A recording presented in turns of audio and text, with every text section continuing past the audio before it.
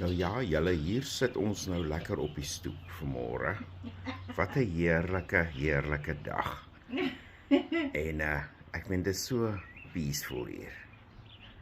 Right, dis nou waar. Dis waar ek en Jeanette, dis nou waar ek en Jeanette graag 'n bietjie sit in die oggende. Nou ja, en hier is ek nou op die stoeptrappies en kyk ek hier links af na die flower garden. Ek sal maar net so ene so vat oor die erf. Kan julle nou mooi sien, daar's die agtererf en daar's die groentetuin. Aan daai kant die appelbome, hierdie kant en dan 'n dek wat ek nou net klaar gebou het hier aan hierdie kant. En so aan.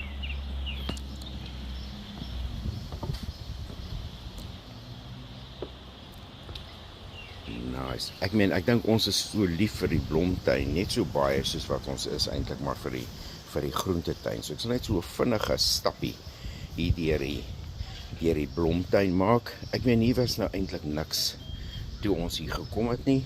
Die plek was verwaarloos, was uitgehuur vir 'n lang tyd en so aan. Ons het aan die huis begin werk.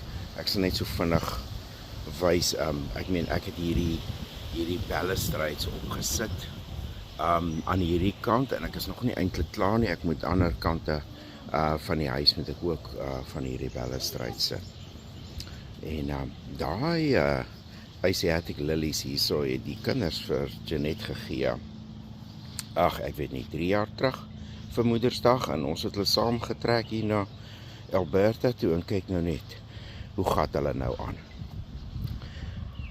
Maar ja, al hierdie plante het ek en Jeanette hier geplant. Die tulips, jy kan nou sien, hulle het nou klaar geblom. Vandag daar agter is foxgloves wat jy kan sien en lupins hier in die voorgrond en daar is ons delphiniums, alles van saad gekweek natuurlik. En hierdie fence wat julle hier kan sien is nou maar lelik, maar dit is eintlik net om die brak uit te hou. Want ja, kyk, die man is baie beskermend, maar hy trap al ons plantjies in hulle my in, om die waarheid te sê. Hierdie Shasta Daisy hier, hy begin ook nou net blom. Ek het hulle van saad af gegroei so 2 jaar terug. En so in die alliums daar is nou net besig om klaar te blom.